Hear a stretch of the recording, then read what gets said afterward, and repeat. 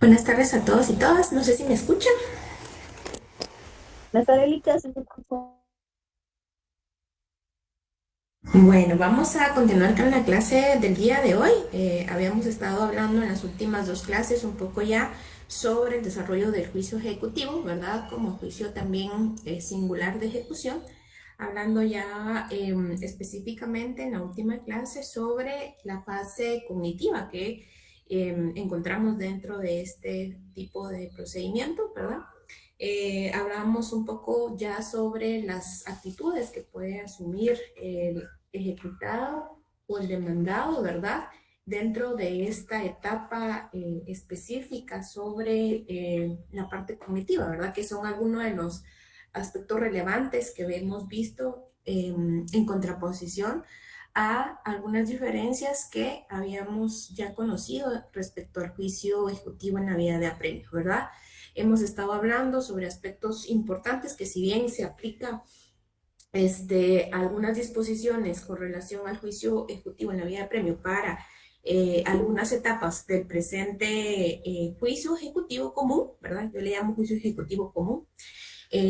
También es cierto que pues tenemos que observar ciertas particularidades o ciertas fases de relevancia en cuanto al juicio ejecutivo y particularmente en cuanto a lo que se refiere a la parte o la fase cognitiva, ¿verdad? Que hablábamos ya en clases anteriores, que esta fase cognitiva del juicio ejecutivo pues tiene una cierta característica, ¿verdad? Dos características puntualmente, que es una fase cognitiva incompleta o provisoria, ¿verdad? A diferencia de lo que comúnmente hemos estado hablando sobre los juicios de conocimiento per se, ¿verdad?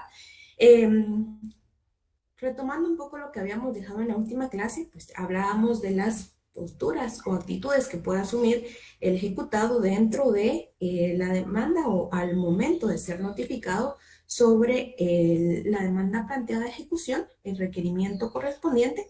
Y en este sentido, pues hablábamos particularmente que una de las posturas o actitudes del demandado puede ser el pago del adeudo, ¿verdad? Tal como también lo veíamos en el caso del juicio ejecutivo en la vía de apremio. También otra de las actitudes que puede asumir el demandado es incomparecencia, ¿verdad? Es decir, no se pronuncia dentro del plazo de los 5 días que se le corre de audiencia y en este sentido, pues hablábamos que la incomparecencia tiene un efecto, ¿verdad? Y que en este caso es eh, que tiene como efecto la aceptación del reclamo, ¿verdad? Era una de las cuestiones puntuales que hablábamos. Otras de las actitudes del demandado puede ser la negación de pago per se, y en este caso, en los documentos que yo les compartí, les hacía ver que teníamos que hacer una anotación en tachar la última parte, ¿verdad? Del primer párrafo de la descripción que colocaba en cuanto a la negación de pago, porque no es aplicable, ¿verdad?, al caso del juicio ejecutivo, sino vamos a decir que la negación del pago, una vez requerido el pago por el ministro ejecutor, si este no se hace efectivo, se aplican las mismas disposiciones que el juicio ejecutivo en la vía de apremio, para lo cual se decreta específicamente, o lo que vamos a aplicar, ¿verdad?, de las disposiciones del juicio ejecutivo en la vía de apremio, va a ser específicamente el embargo de bienes. Sí, pues se establece que existen bienes del ejecutado, ¿verdad? Ya lo que seguía, pues lo tachamos, ¿verdad? Y decíamos también que una vez realizado el embargo, se espera a que el ejecutado evacúe la audiencia conferida de 5 días y una vez dictada la sentencia que apruebe el juicio ejecutivo en su caso, se procede ya con la fase de tasación, que ahí vamos a retomar todas aquellas otras fases que ya hemos conocido y estudiado del juicio ejecutivo, ¿verdad? También hablábamos que otra de las actitudes del demandado en este tipo de juicios puede ser la oposición, ¿verdad? La oposición desde el establecimiento de las disposiciones de nuestro Código Procesal Civil, pues específicamente está regulado en el artículo 331, primer párrafo, ¿verdad? En donde nos establece que si el ejecutado se opusiera, deberá razonar su oposición y, si fuera necesario, ofrecer la prueba pertinente. Sin esos requisitos, el juez no le dará trámite a la oposición, ¿verdad? Yo le señalaba que era importante que al momento de analizar esta postura del ejecutado, tenemos dos supuestos. En el primer supuesto es una oposición, ¿verdad? Simplemente basada en argumentos, una oposición del requerimiento que se haga, simple y llana, ¿verdad? O bien también puede estar el otro supuesto de que sea presentación de excepciones, ¿verdad? Que también el ejecutado pues proceda a plantear algún tipo de excepciones. Recordemos que tal como lo establece nuestro Código Procesal Civil en el artículo 331, podemos analizar que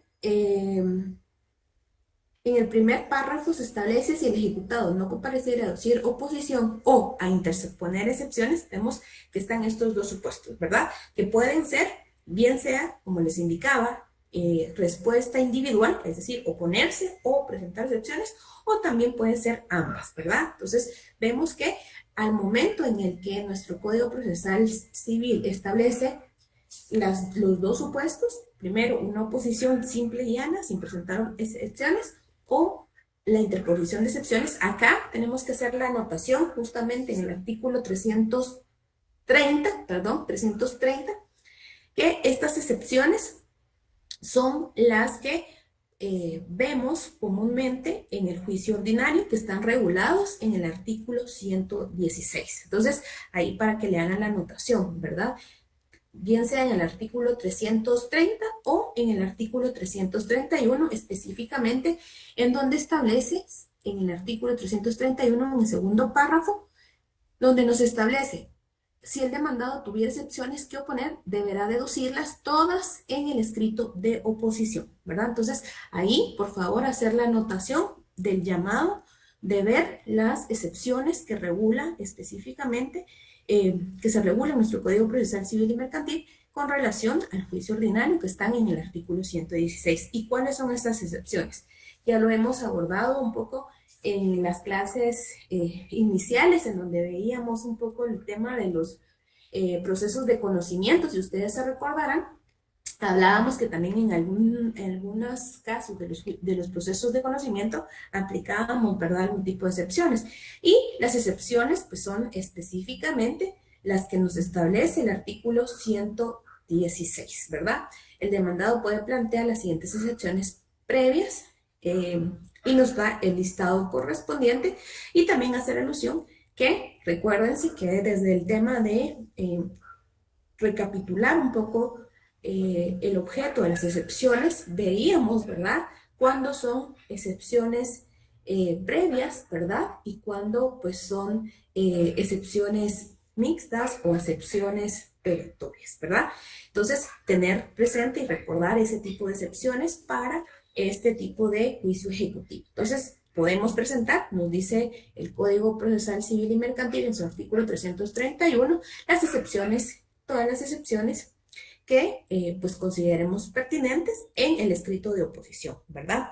En ese sentido, hay que tener entendido que hacer la anotación y el llamado, justamente como le dice Henry, en el artículo 300, ya sea en el artículo 330, les decía, ¿verdad?, en donde están los dos supuestos que puede asumir el demandado al oponerse, o bien en el artículo 331, segundo párrafo, ¿verdad? Entonces, eso es muy importante. También es importante que analicemos que el ejecutado puede poner sus excepciones sin que alegue específica, hacer ineficaz el título, ¿verdad? Puede presentar excepciones en las que solicite específicamente o que ataque, ¿verdad?, la eficacia del título. En el caso de plantear, por ejemplo, el ejecutado, la excepción, en este tipo de procedimientos vamos a ver más adelante que, como les decía, la característica de esta fase puede ser denominada como una fase cognitiva provisoria, porque no cobra certeza la sentencia que se va a fijar. Vamos a analizar más adelante que puede ser que en algunos casos no se hagan valer las excepciones, ¿verdad?, porque no se puedan plantear en este momento oportuno, y puedan hacerse valer ¿verdad? En el juicio de revisión posterior, pero hay ciertas características, ¿verdad?, que debemos plantear. Lo recomendable es que al momento en que el ejecutado pues, es notificado de requerimiento de pago, pues haga valer, ¿verdad?, si tuviera las excepciones correspondientes en este momento o en esta audiencia que se le dé. Para el trámite de las excepciones, si ustedes se recordarán, haciendo un poco de alusión anteriormente a los trámites de excepciones que hemos visto en otros procesos, en ocasiones, pues se señala que el trámite de las excepciones va a ser un procedimiento específico, ya sea por la vía incidental o por un procedimiento que el Código Procesal Civil y Mercantil regule para los casos, como les digo, de los procesos de conocimiento. En el caso concreto de el juicio ejecutivo, en cuanto al trámite de las excepciones, se dice por nuestro Código Procesal Civil y de análisis del artículo 331 que el trámite va a ser independientemente el que se desarrolla en el tercer párrafo del artículo 331, independientemente de que se presente la oposición o bien se presente excepciones, el trámite va a ser que el juez debe oír por 2 días al ejecutado y con o sin su contestación mandará a recibir las pruebas por el término de 10 días comunes a ambas partes y si lo pide alguna de ellas o el juez lo estipule necesario, ¿verdad? Entonces, aquí vamos a ver que este es el trámite que va a darle el juez a la oposición, ya sea una oposición simple y llana que presenta el ejecutado o bien el trámite que se va a dar a las excepciones, es decir, oír por 2 días al ejecutante, ¿verdad?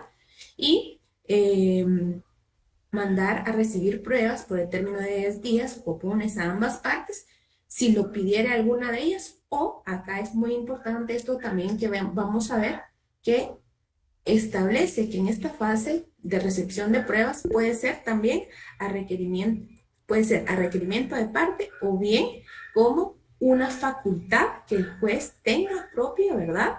Y él la solicite a su criterio, ¿verdad? Entonces, aquí también vamos a ver que es una excepción a los principios que veíamos en su momento, por ejemplo, el principio dispositivo, ¿verdad? Que era todo requerimiento de parte. Aquí vemos que el juez tiene la potestad de requerir la apertura de prueba, aun cuando las partes no lo hayan establecido de esta manera. ¿Jafet? Tengo una pregunta, licenciada, disculpe. Ujú. Como aquí dice que con o sin su contestación, como el juez puede no darle trámite a la oposición también, pero aunque no le Así dé es. trámite, también puede abrir la prueba si él lo requiere. ¿Cuál, Jafet? Si no le da Por trámite ejemplo, a si no le la da trámite a oposición. la oposición, pero como dice aquí con o sin su contestación, porque, o sea, porque puede no contestar, no ponerse, o puede Ujú, oponerse y no darle trámite a la oposición. Entonces, en ese ujú. cualquiera de los dos casos puede abrir la prueba por petición de parte o de oficio. Digamos que del análisis establecido, ¿verdad? Hay que establecer, primero, en el primer párrafo del artículo 331, establece, ¿verdad? Si el ejecutado se opusiere, deberá razonar su oposición y si fuera necesario ofrecer la prueba. Sin estos dos requisitos, el juez no le dará trámite. Ese es el primer supuesto, ¿verdad, Jafet? Si nuestra oposición no cumple con los requisitos esenciales, pues obviamente el juez no le va a dar trámite a esa oposición y por ende, pues obviamente va a dictar la resolución que corresponda a la sentencia, ¿verdad? Ahora bien, si el demandado tuviera excepciones que oponer, deberá deducirlas todas en el escrito de oposición. Acá nos refiere en el caso de que el demandado asuma la actitud de presentar algún tipo de excepción. Y en el tercer párrafo nos establece, el juez oirá por 2 días al ejecutante, es decir, independientemente si la actitud del de ejecutante es oponerse simplemente, va a escuchar por 2 días al ejecutante, ¿verdad? A lo que se refiere este apartado en donde dice, con su contestación o sin ella, mandará a recibir las pruebas por término de 10 días comunes. Es decir, salimos del supuesto de admisión de la oposición y este trámite es en el supuesto de que efectivamente se han cumplido con los requisitos previos, esenciales, ¿verdad? Y que el juez vaya a conocer, ya sea la oposición simple o la oposición con excepciones. Entonces, cuando nos establece con su contestación o sin ella, se refiere a la audiencia que está corriendo, digamos, al darle trámite a la excepción para conocer la excepción o bien para conocer la oposición simple. ¿Sí? Puede el trámite parcialmente, digamos, solo las excepciones, pero no la posición. Vamos a ver acá que, de hecho, ¿verdad? Puede suceder que él analice la oposición planteada y pueda decir en cuanto a lo requerido, no al lugar, ¿verdad? Comúnmente, si le da trámite a una excepción, la excepción que va a buscar, digamos, en el fondo, Que es destruir el proceso. digamos, no oponerse al proceso, ¿verdad, Jafet? Entonces, digamos que la resolución que va a emitir el juez, en el caso de que se haya presentado excepciones, pues va a ser con el efecto, ¿verdad? Que corresponda a la excepción en particular que se haya planteado. Y por ende, si se otorgara algún tipo de excepción, va a tener como consecuencia, digamos, una oposición al requerimiento de ejecución, ¿verdad? Contrario es que si solo se plantea oposición sin excepción, ahí sí, ¿verdad? Puede declarar únicamente improcedente la oposición y dictar la sentencia declarando el remate, ¿verdad? Que hay lugar al remate y trance de los bienes embargados. Luis Pablo.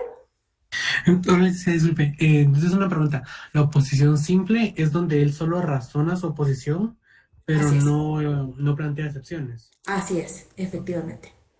Sí. ¿Estamos ahí?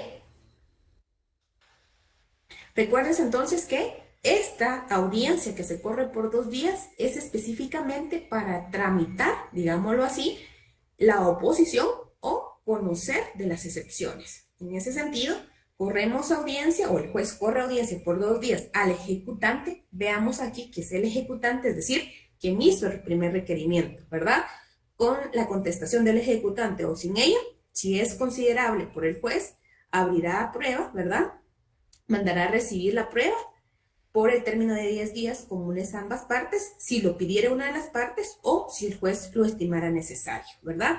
Acá, por eso les decía que era importante observar que en este caso el juez tiene esa facultad, ¿verdad? De alguna manera que sale del principio de disposición, es decir, todo requerimiento de parte y puede ser considerado a su criterio, ¿verdad? Entonces, nos establece que esta fase netamente es muy concreta, ¿verdad?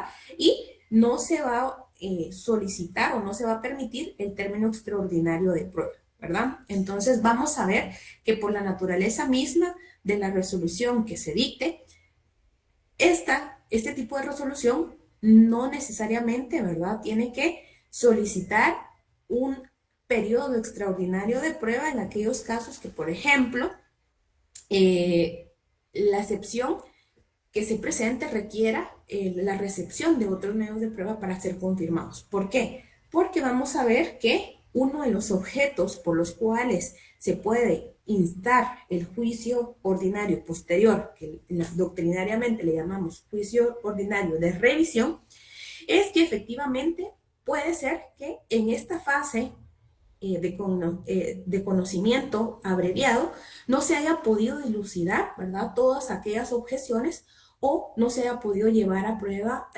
todos aquellos elementos que consideramos necesarios para desvirtuar el requerimiento del ejecutante, ¿verdad? Entonces, también por la naturaleza misma es que este juicio es muy abreviado, ¿verdad? Sumario, y que por eso puede dar pie a a un posterior juicio ordinario de revisión, ¿verdad? Entonces, muy importante que analicemos que el artículo 331 y parte del artículo 332 del Código Procesal Civil y Mercantil nos establecen el trámite per se, ¿verdad?, de la fase de conocimiento del juicio ejecutivo. Bueno, vamos a ver también, si no hay dudas por acá, vamos a pasar sobre el trámite de la oposición. Bueno, acá es la parte sucinta, específicamente el artículo 331. Si quieren, hagamos la anotación de una vez en nuestro código sobre los plazos, ¿verdad?, que debemos observar, específicamente en el tercer párrafo del artículo 331, que es, primero, oír a las partes por 2 días, ¿verdad? Oír por 2 días al ejecutante y con su contestación o sin ella, mandar a recibir la prueba por el término de 10 días, ¿verdad? Entonces vamos a subrayar ahí estos dos plazos específicos. Primero, la audiencia que se corre al ejecutante por 2 días y los 10 días para recibir pruebas, ¿verdad? Y hacer la anotación que acá no se otorga término extraordinario de prueba.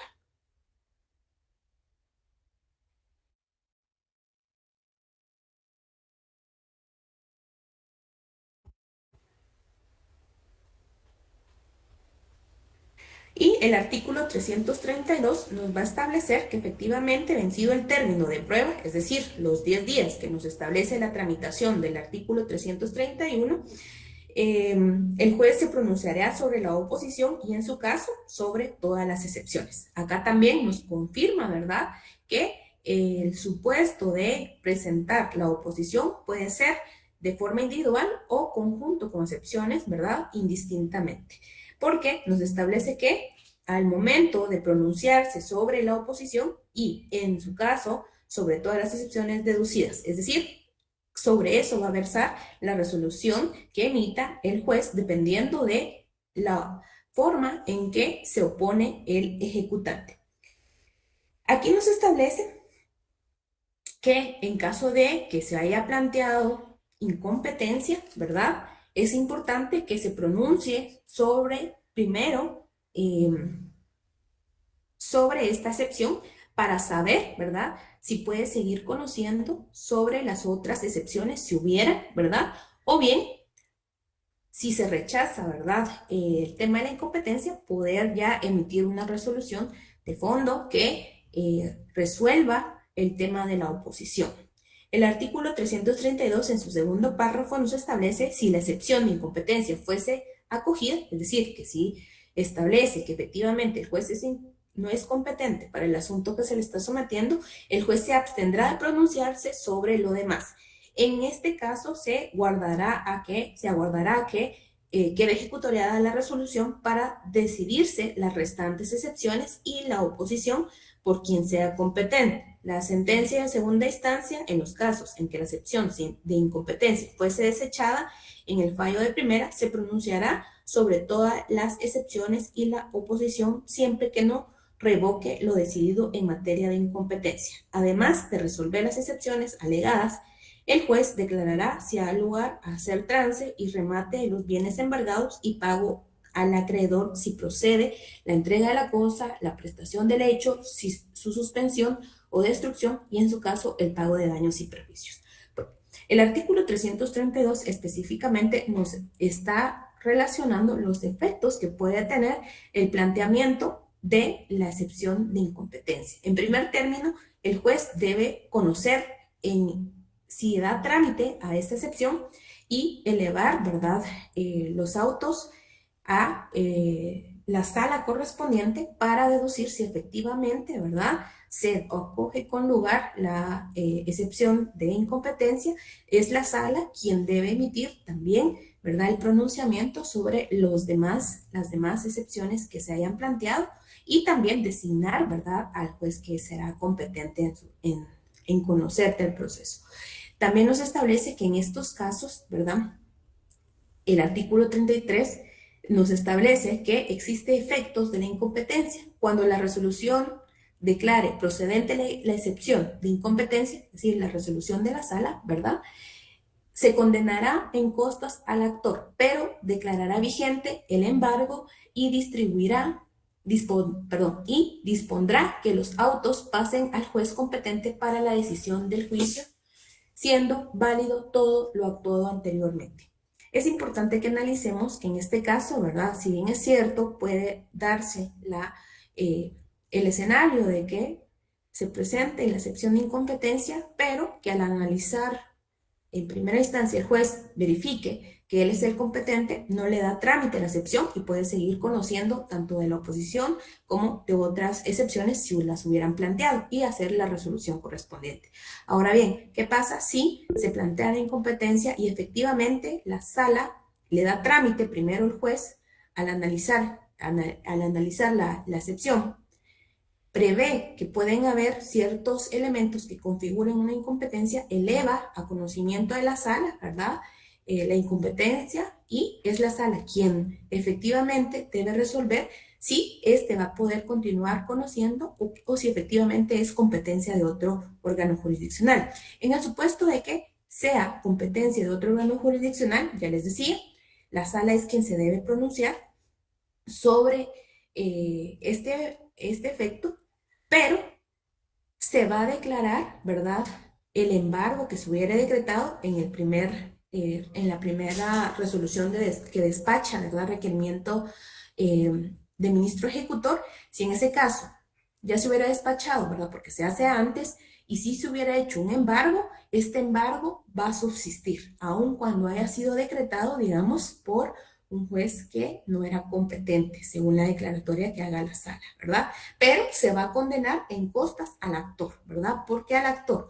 Porque efectivamente va a inducir a un hierro, digamos, de conocimiento y competencia por no analizar previamente, ¿verdad?, ante qué órgano jurisdiccional planteaba la ejecución. Entonces, se condena en costas al actor, pero se mantiene firme el embargo en su caso que se hubiera realizado al momento de despachar el requerimiento de pago. ¿Yafet? Licenciada, disculpe, tengo una duda. Es que no sé si cuando hay excepción de incompetencia, el juez la resuelve y de oficio la eleva para No, que no. la firme, Mire, o es pues, si se apela. no, no. ¿Quiénes? Ustedes tienen que tener claro algo. Los temas de incompetencia, así como también excusas y recusación, son resueltas siempre por las salas, es decir, en segunda instancia. No se resuelven por el Esa, juez de instancia. Ahora bien, no es lo mismo decir resolver, ¿verdad? Estos temas de incompetencia, de los que regula el código, la ley de organismo judicial, ¿verdad? Como excusas, recusaciones, no es lo mismo decir resolver a darle trámite. ¿A qué nos referimos cuando hablamos de darle trámite? Es decir, si yo, como juez de instancia, verifico que me plantean, en este caso concreto del juicio ejecutivo, la excepción de incompetencia, verifico los argumentos sobre los cuales se basa esa acepción y al analizar puede que efectivamente, ¿verdad?, haya algún tipo de elementos que yo no haya previsto o que el demandado, ¿verdad?, el demandante no haya considerado respecto, por ejemplo, a la cuantía, ¿verdad?, al tema del territorio, ¿verdad?, o posiblemente haya algún aspecto en materia específicamente, no sabemos qué, pues haga tal vez creer que sea un asunto que sea conocido por un órgano jurisdiccional. Si el juez ve que efectivamente esa excepción no tiene elementos, ¿verdad?, sustanciales que den pie a que efectivamente sea tramitado, es decir, simplemente haya planteado la excepción, pero al analizar los elementos de su competencia, verifique que él es el encargado, puede, digamos, no darle trámite a esa excepción, ¿verdad? En ese sentido, pues sigue conociendo, ¿verdad?, la oposición o si hay otras excepciones que se han planteado. Digamos que el primer filtro es si usted como juez de instancia acepta, digamos, ¿verdad?, o no los elementos que puedan dar pie a esa excepción de incompetencia. Si sí, ¿verdad? Si sí considera, aquí hubo algo que no me dijeron o no fue tan claro en la demanda y efectivamente este elemento da pie a que sea otro órgano jurisdiccional que conozca, eleva las actuaciones porque es la sala quien en definitiva va a decir, efectivamente, usted no tiene competencia, se le asigna, ¿verdad?, a otro órgano jurisdiccional y con los efectos que establece el artículo 333. ¿Perfecto? va, y en el tercer párrafo del 332 cuando dice la sentencia de segunda instancia en los casos en que la excepción de incompetencia fuese desechada en el fallo de la primera. Eso quiere decir que primero, o sea, no le dieron trámite, digámoslo así, Ajá. pero siempre se eleva para que se revise. Sí. Ok, pero igualmente sigue conociendo. O sea, el juez sí se va a pronunciar sobre las demás excepciones. Como otra vez, Jeff, no les entendí esa Es que en el parte. tercer párrafo yo entiendo. Ok, Ujú. desecharon, no le dieron trámite. Entonces, pero igual se va a elevar a segunda instancia para que lo corroboren. Sí, así Pero va a es. seguir conociendo el procedimiento normal. O sea, va a ¿Quién, seguir Jeff? el juez de primera instancia va a seguir conociendo las otras excepciones. O tiene que esperar a que resuelvan en segunda instancia que le comprueben para seguir conociendo. Así es, efectivamente, tiene que esperar. Ah, ok. para que no dé motivo a impugnaciones posteriores. Y entonces cuando resuelve en la sentencia de segunda instancia se pronuncia de una vez sobre las elecciones y la oposición. Así es. La sala se pronuncia. Sí, porque recuérdese que una vez planteado la excepción, lo primero que tiene que hacer el juez es verificar esa excepción. Y si hay más excepciones, no se va a pronunciar. Pero el momento en que la sala indique que efectivamente él era competente, ¿verdad? O confirme que efectivamente él es competente, también debe hacer pronunciamiento sobre las otras excepciones y remitir el fallo a el de instancia, ¿verdad? Esto es para que sea más Para rápido el continuar, procedimiento. para continuar con el procedimiento. Ah, ya. ¿Sí? Sí, gracias. Bueno, acá estamos entonces con, específicamente acá lo importante es verificar el tema de la incompetencia, ¿verdad? Es importante porque a quién le corresponde en primera instancia estar seguro de plantear una demanda ante el órgano jurisdiccional correspondiente, ¿verdad? Al requirente, ¿verdad? Entonces siempre es importante que verifiquemos estos aspectos a fin de que no dé pie, ¿verdad? A excepciones que puedan hacer un poco más larga, ¿verdad? El proceso y bien tener la resolución correspondiente. Bueno, seguidamente, acá, hasta acá, terminaríamos, ¿verdad? Con la fase de conocimiento abreviado. Ya habíamos hablado un poquito, ¿verdad? Al inicio de la explicación del juicio ejecutivo sobre el último párrafo del artículo 332. Vamos a volver a hacer la repetición, ¿verdad? Y recordarles que al momento de resolver, es decir, al momento de emitir la sentencia, el juez declarará en este párrafo 332, es muy importante que ustedes subrayen qué es lo que se debe resolver, digamos, qué es lo que el juez debe resolver en la sentencia. Primero, declarará si hay lugar o no a hacer trance y remate de los bienes embargados y pago del acreedor, ¿verdad? Este en el supuesto de que declare sin lugar, ¿verdad?, la oposición y las excepciones. Segundo, si procede la entrega de cosas, la prestación de hechos, la prestación del hecho, su suspensión o destrucción y en su caso el pago de daños y perjuicios. ¿Por qué hace referencia, y esto ya lo habíamos mencionado, por qué este cuarto párrafo del artículo 332 hace referencia a si procede la entrega de cosas, la prestación de hechos, suspensión o destrucción y en su caso el pago de daños y perjuicios? ¿Por qué habla específicamente de estos supuestos? ¿Ya ve? Porque ese era el caso de las ejecuciones especiales, que lo que pueden también, digamos, condenar en el juicio ejecutivo que se realice. Okay. Recordemos que una de las características que vimos en la primera clase, si se recordarán ustedes, diferenciando el juicio ejecutivo en la vía de apremio, que tenía títulos privilegiados, hablábamos de eso, ¿se acuerdan? Y que uno de ellos era la sentencia. Y en ese juicio ejecutivo en la vía de apremio hablábamos específicamente de que eran ejecutables únicamente las sentencias de carácter condenatorio, ¿se acuerdan, verdad? Sin embargo, vemos, y se los dije al inicio de este análisis de juicio ejecutivo común, que aquí no únicamente va a ser objeto, ¿verdad?, aquellas sentencias de carácter condenatorio, porque esas son materia específica del juicio ejecutivo.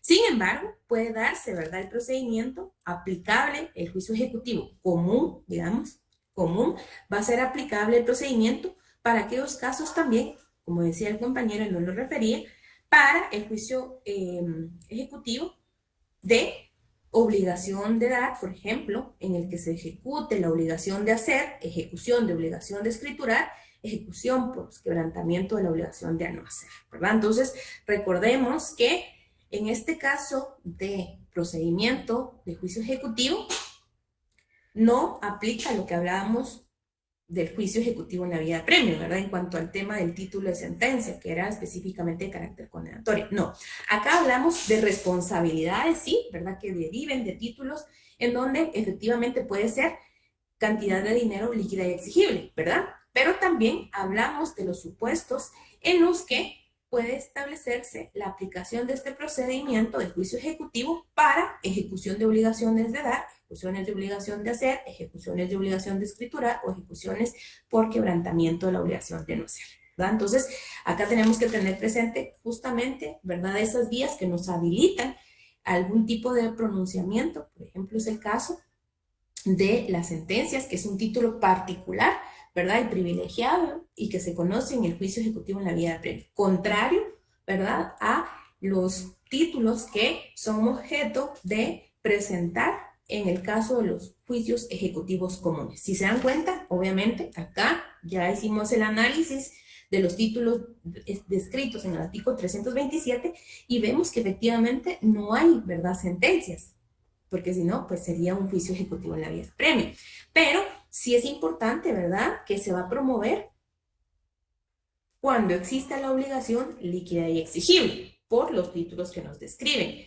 Pero también puede ser, y así nos lo establece el artículo 332, cuando proceda la entrega de cosas, ¿verdad? La prestación de hechos, la suspensión o destrucción, y en su caso, el pago de daños y perjuicios, ¿verdad? También se puede describir en este tipo de sentencias esas obligaciones para con el ejecutado, ¿verdad? Entonces es muy importante hacer ese tipo de análisis. Y hasta aquí terminaríamos, si quieren coloca ahí, terminar, hasta aquí se termina el juicio ejecutivo en su parte de conocimiento abreviado, ¿verdad? Esto es lo que aplica.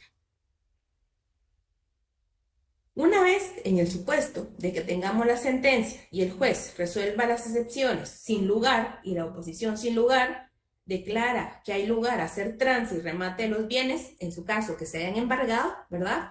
¿Qué procedimiento continúa? ¿Qué proceso y qué fase continúa?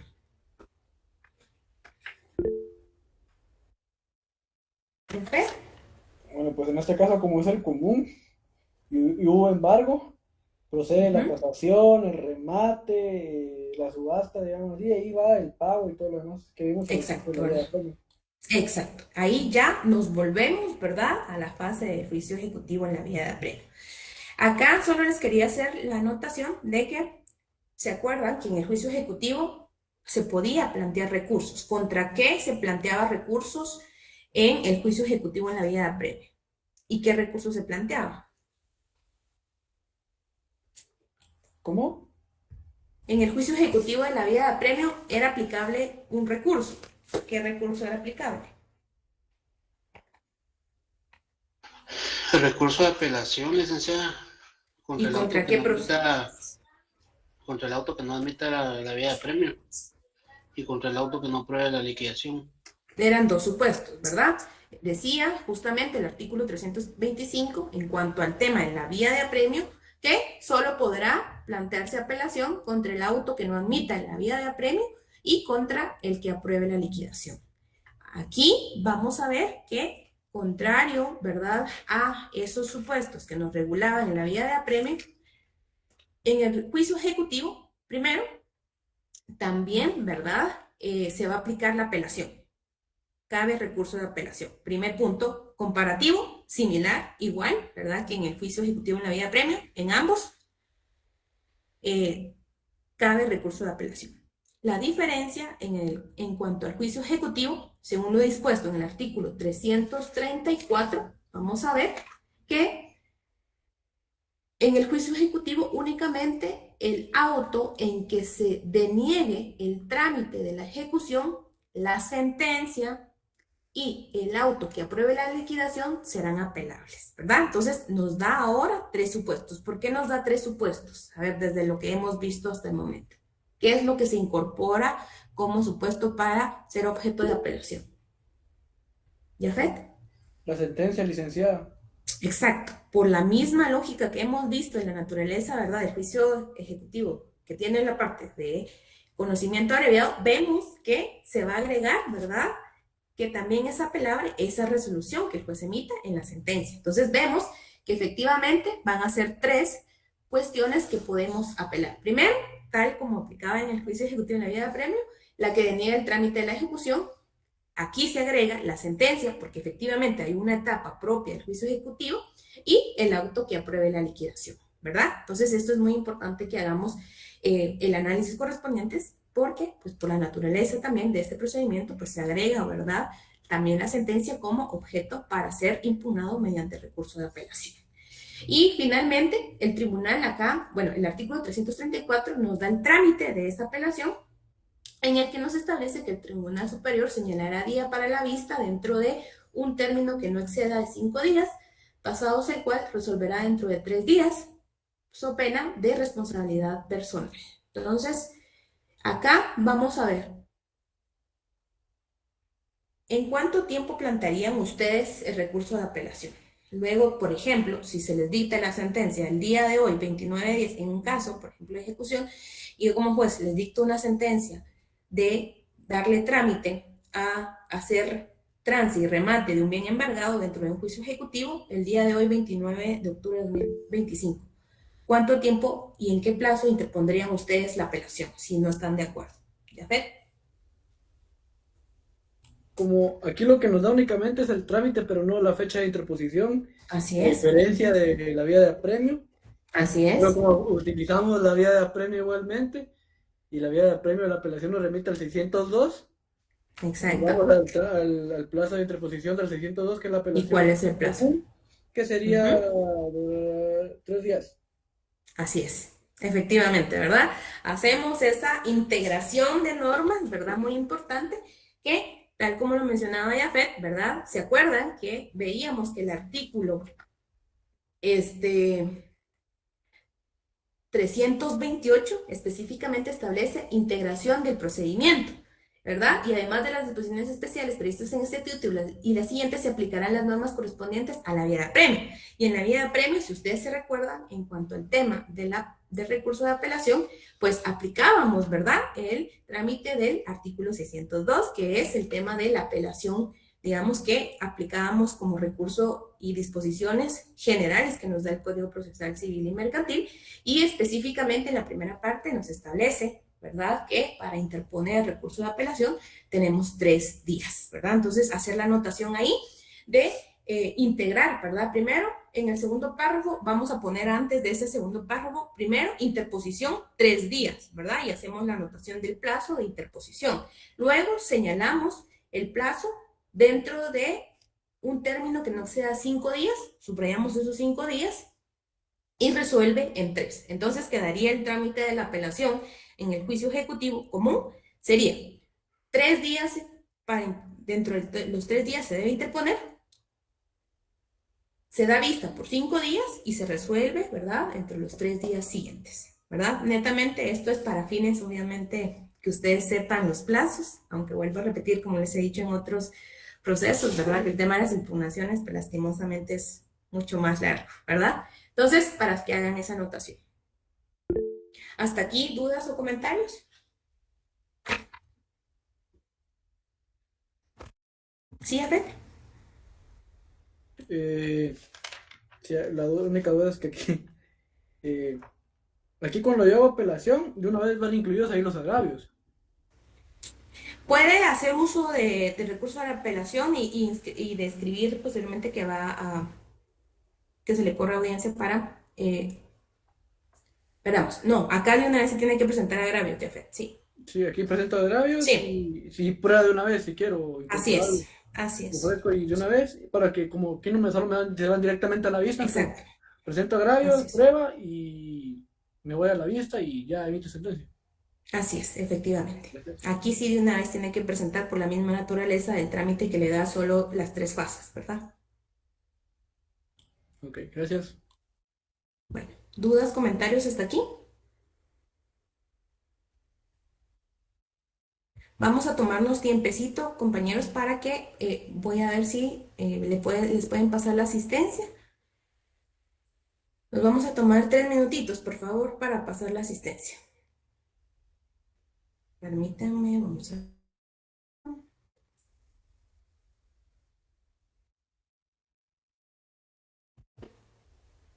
ver si podemos pasar la asistencia. Ya está la asistencia en el chat. Ah, muy bien, Ya. muy bien, muy bien, perfecto. Gracias, Jimena. Entonces, por favor, llenen asistencia en este momento. Gracias.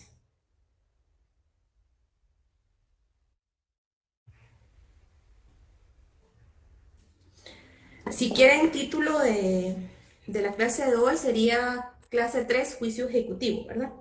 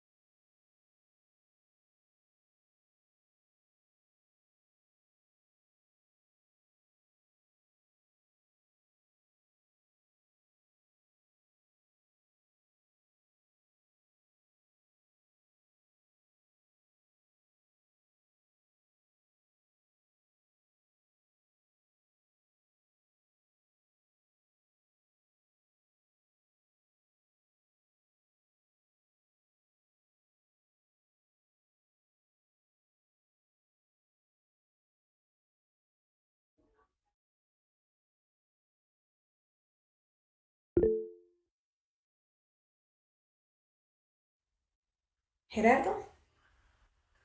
Sí, Ligda, estaba viendo que en el 331 que había mencionado en el segundo párrafo era la interposición Ujú. de 3 días y luego ahí no escuché muy bien, perdón. Sí, o sea, lo que tenemos que agregar ahí, Gerardo, es la interposición, porque no, recuérdese que no nos da plazo, entonces solo agrega la interposición 3 días y luego subrayar lo que ya establece el artículo 334 en su segundo párrafo, resaltar, ¿verdad?, que el tribunal señalará día para la vista dentro de un término que no exceda de 5 días, ¿verdad? Entonces, Ah, vista 5 días y resolver en 3 días.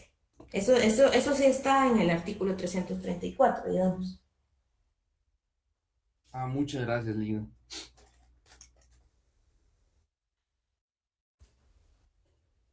Bueno, continuemos entonces. ¿Hasta aquí dudas o comentarios? Buenas tardes, licenciada. Disculpe, fíjese que no me dejó llenar la asistencia, no me deja abrir el link. ¿Qué puedo hacer? Vamos a dar, yo creo que Sí, todavía está fíjese que lo habilitado. intento. Lo enviaron 3 veces, pero fíjese que no me carga Tal para vez su ingresar. conexión, trate de conectarse desde su computadora, su teléfono que tenga mejor señal. Tal vez de la Voy, conexión. voy a probar otra vez porque sí intenté, pero no me deja. Va, no tenga pena, Ingrid. Bueno, gracias. Bueno, entonces vamos, si no hay comentarios o dudas hasta aquí, ya hicimos algunas anotaciones importantes, ¿verdad? De esta fase. Se termina con la sentencia, ya indicamos cuál es el contenido de la sentencia. Ahora bien, vamos a pasar a lo que establece el artículo 335. Acá quiero que le hagan un cuadrito, ¿verdad? O resalten lo que establece el artículo 35, porque son varios supuestos, ¿verdad? Y vamos a analizar específicamente ahora lo que procede sobre el juicio ordinario posterior, ¿verdad? Entonces, vamos a hacer las anotaciones siguientes. Primero, vamos a establecer acá que doctrinariamente, como les decía, ¿verdad? Anteriormente, este juicio ordinario posterior es conocido en la doctrina como juicio de reposición. Entonces, acá ponemos juicio de reposición, ¿verdad?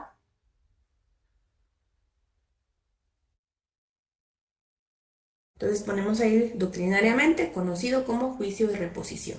Vamos a analizar por qué doctrinariamente se le conoce como juicio de reposición. En el primer párrafo del artículo 335 nos confirma lo que hemos venido diciendo, ¿verdad?, desde el inicio sobre el juicio ejecutivo. ¿Ya ves? ¿Juicio de revisión o reposición? Juicio de repetición. Repetición. Repetición. Yo lo escuché Sí, repetición. repetición. A ver, Repetición. gracias. Repetición. Bueno. Entonces les decía que el primer párrafo nos confirma esa característica de la cual hablábamos en la primera clase del juicio ejecutivo común, ¿se acuerdan, verdad? Porque nos establece que el juicio ejecutivo, específicamente acá subrayamos, la sentencia dictada en juicio ejecutivo no pasa en autoridad de cosa juzgada y lo decidido puede modificarse en juicio ordinario posterior, ¿verdad? Entonces acá subrayamos el fundamento, ¿verdad? Efectivamente que el juicio ejecutivo, la sentencia que se emite en la fase de conocimiento del juicio ejecutivo no pasa por autoridad de cosa juzgada. Es la excepción, ¿verdad?, a aquellos fallos del órgano jurisdiccional que, pues, por lo general, ¿verdad?, son, una vez no impugnados, pues constituyen, ¿verdad?, cosa juzgada, ¿verdad? En este caso, no tenemos cosa juzgada, sino puede ser revisado en un juicio posterior. En el segundo párrafo vamos a analizar que este juicio solo puede promoverse, y aquí es muy importante que señalemos los supuestos cuando procede la interposición de este juicio de repetición. Primer supuesto, entonces en el segundo párrafo vamos a colocar número 1, ¿verdad? Cuando se haya cumplido la sentencia dictada en el juicio ejecutivo. Esto es muy importante que lo subrayen, ¿verdad? Ya les vamos a explicar por qué. Entonces, el primer supuesto para promover el juicio de repetición es que en la sentencia, si yo no estoy de acuerdo con la sentencia, acá quiero explicarle dos situaciones. ¿Quiénes consideran ustedes que pueden promover este juicio de repetición? ¿El demandante o el ejecutante o el ejecutado? ¿Quién de los dos puede promoverlo a su consideración? ¿Yafet? El ejecutado. ¿Alguien más? Ah, bueno, no. Hay que le declare sin lugar. ¿Y qué puede declararse sin lugar, según lo que resuelve el juez? Si no dan lugar el remate y lo demás de los bienes del ejecutado, puede ser el ejecutante el que acude a la vía ordinaria. Ahora, si sí lo dan con lugar, es el ejecutado. Exacto. Primer aspecto, el juicio ordinario posterior lo puede instar tanto la parte ejecutada como quien esté ejecutando, ¿verdad? En el supuesto primero, que la sentencia, por ejemplo, haya declarado que no a trámite, ¿verdad? A trance y remate. Ahí a quién afectan, ¿verdad? A la persona que está promoviendo la ejecución. Si esto le afecta, digamos, puede ser revisado en un juicio posterior. También puede ser revisado en un juicio posterior ordinario la sentencia que, por ejemplo, haya dado trámite, ¿verdad? Al trance y remate de bienes embargados. En este supuesto en el que efectivamente se haya declarado con lugar, ¿verdad? El trance y remate de los bienes embargados, es al ejecutado a quien le corresponde, ¿verdad? Si no está de acuerdo con esa resolución, promover el juicio de repetición. Y en este caso particular es en donde aplica este supuesto que nos establece el segundo párrafo del artículo 335, porque la condición para que se promueva y se admita ese juicio ordinario posterior es que aún, ¿verdad? Cuando no esté de acuerdo con la sentencia dictada y el proceso, ¿verdad? De remate que se esté haciendo, liquidación, etcétera, si ya está configurada la liquidación, él tiene que hacerse cargo del pago, ¿verdad? Así como está diciendo, cuando se haya cumplido la sentencia dictada en juicio ejecutivo.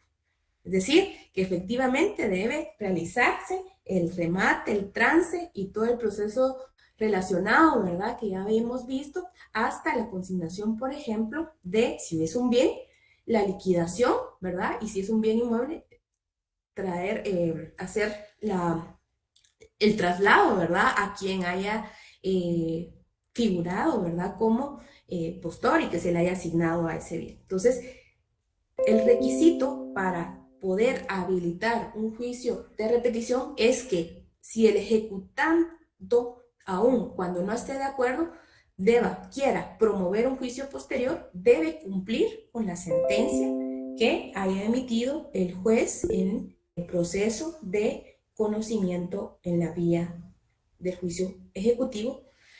Y este caso es importante que lo analicemos porque este supuesto no se va a aplicar, ¿verdad? En el caso de que no hayan declarado con lugar el trance y remate, ¿verdad? Porque ahí el ejecutante no puede cumplir con algo que pues no le dieron lugar. En ese sentido, no se aplica ese supuesto. Ese supuesto es para quien inste el juicio de repetición específicamente que haya sido, ¿verdad? El ejecutado.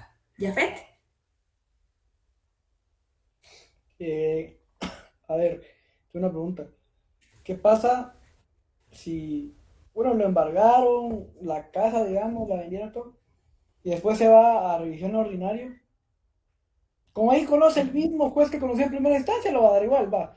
Entonces va a apelar lo más seguro. Y digamos que en segunda instancia sí le da la razón al que ejecutaron, puede recuperar el bien. Ahí recuérdense que una vez, ¿qué es lo que ustedes van a apelar también? Porque es distinto interponer un recurso que promover el juicio de repetición posterior. No, Recuérdense yo que son digo el efectos recurso posteriores. dentro del juicio de repetición posterior. No, pero por ejemplo, Yafet, si usted, por ejemplo, no está de acuerdo con el auto, por ejemplo, con la sentencia en este caso, usted no va a dejar pasar, ¿verdad? Impugnar esa sentencia. Si plantea recurso de apelación, una vez no esté firme, ¿verdad? El recurso hasta todas las instancias, usted no puede hacer efectivo, por ejemplo, ¿verdad? El tema de si se está impugnando la sentencia, las subsiguientes fases del juicio ejecutivo, porque todavía no está firme, ¿verdad? Por eso es importante que yo les digo, no es lo mismo suplir los efectos de una impugnación a promover un juicio ordinario posterior. Y por eso es importante que ustedes verifiquen si, por ejemplo, a usted le declaran con lugar a hacer trance y remate, en la sentencia, ¿qué va a impugnar? ¿Y cómo lo va a impugnar? Ah, ya lo entendí, ya entendí. Entonces, para yo irme, por ejemplo, al juicio posterior, digamos, lo siguiéramos viendo así un ejecutivo normal, después de la sentencia la voy a apelar. Después de apelar, se va a ir al amparo, lo más seguro. Entonces, se van al amparo y hasta que ya, hasta la CC, si la CC la confirma, ya después que se puede ir al juicio ordinario. Ujú. Si fuera el caso, ¿verdad? Recuerde que también no es necesario estar amparo por todo, pero por ejemplo, sí, digamos, en este caso, resolver la apelación. No es Y ahora les voy a decir necesario. otra cuestión. Vamos a ver, si quiere, ahorita tal vez para entender un poco mejor, entiendo su duda. Entendamos que el juicio ejecutivo se va a promover cuando consideremos nosotros que la etapa cognitiva no fue suficiente, ¿verdad? Para solventar algunas cuestiones, por ejemplo, de prueba con la cual nosotros no aportamos, o si, por ejemplo, no se planteó una excepción que diera lugar o no se conoció y no se dio trámite a una excepción que efectivamente podría, ¿verdad?, dar lugar a que no se procediera con el juicio ejecutivo. En ese sentido, es importante que analicemos el párrafo 4. El derecho a obtener la revisión de lo resuelto en el juicio ejecutivo caduca a los 3 meses de ejecutoriada, que es ejecutoriada la sentencia dictada en este, o de concluido los procedimientos de ejecución en su caso, ¿verdad? Entonces, si ven, acá nos establece dos supuestos. ¿Por qué creen que nos establece estos dos supuestos?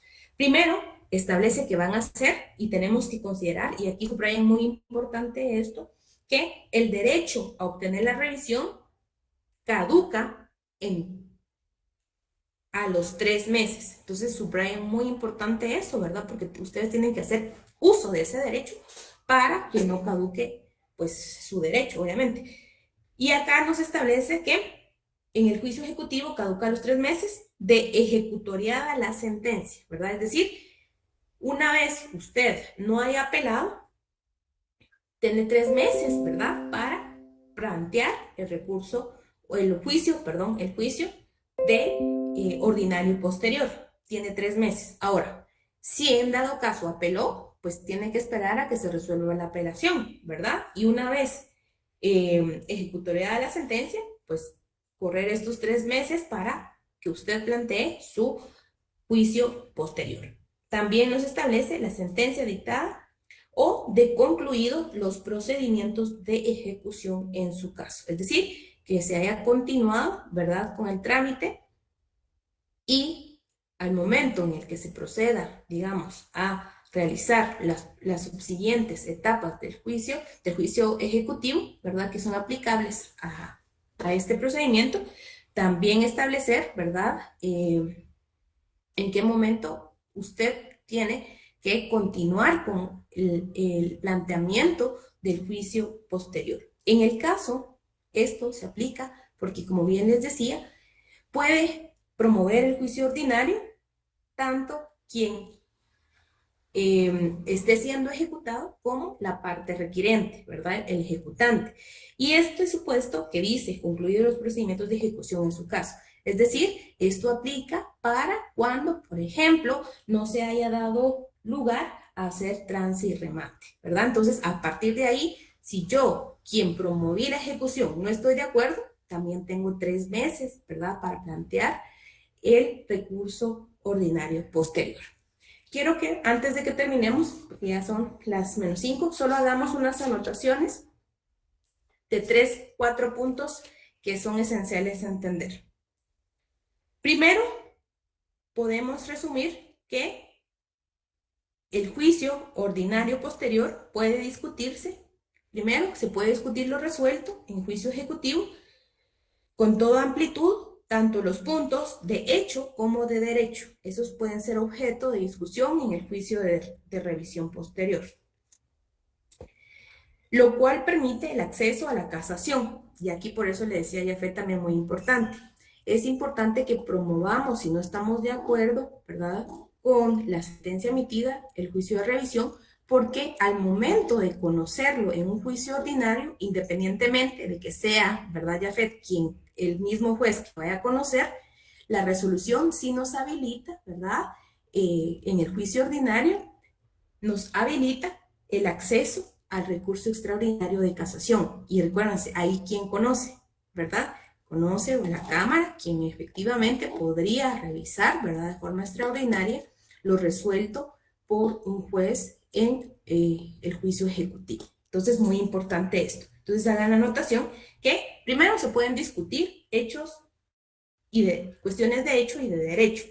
Y esto nos permite el acceso a la casación, es decir, una vez habilitado el juicio ordinario posterior y conocido y finalizado, lo resuelto en ese juicio ordinario, ya sea que lo resuelva el mismo juez siguiendo la línea en el que resolvió la sentencia, pues sí nos habilita para el tema de plantear el recurso de casación. Cosa que no procedería, por ejemplo, contra las sentencias de remate, ¿verdad? Entonces, por eso es muy importante que planteemos una vez dictada la sentencia, dentro del plazo establecido, si no estamos de acuerdo, el juicio ordinario correspondiente. Luego, también hay que hacer la anotación que este juicio ordinario posterior solo puede promoverse cuando se haya cumplido la sentencia dictada en juicio ejecutivo. Y esto quiere decir que sea aplicado al caso del acreedor que debe haber sido satisfecho en su crédito, es decir, satisfecho de alguna manera el crédito que esté haciendo requerimiento, ¿verdad? Esto va a habilitar a la revisión en juicio posterior. Tercero, el juez competente para conocer el juicio ordinario posterior es el mismo tribunal que conoció la primera instancia del juicio ejecutivo. Y cuarto, el derecho a obtener la revisión de lo resuelto en juicio ejecutivo caduca a los 3 meses de ejecutoriada la sentencia dictada en este.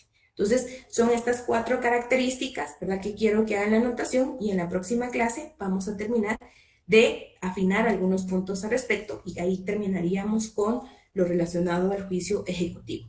Les recuerdo siempre ir viendo, ¿verdad?, ya con esto que hemos concluido, efectivamente, en las fases particulares del juicio ejecutivo, su esquema que les compartí, e ir entendiendo, ¿verdad?, cuáles son los procedimientos y las fases correspondientes después del juicio, de la etapa de conocimiento. Sergio.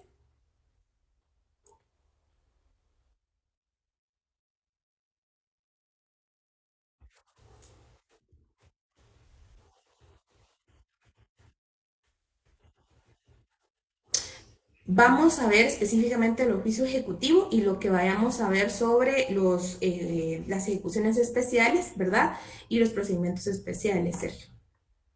Van a ver que es bastante todavía. Bueno, entonces aquí lo dejamos, solo hagamos esas anotaciones y continuamos en la próxima clase. Está licenciada, feliz noche. Bueno, feliz noche. Feliz noche.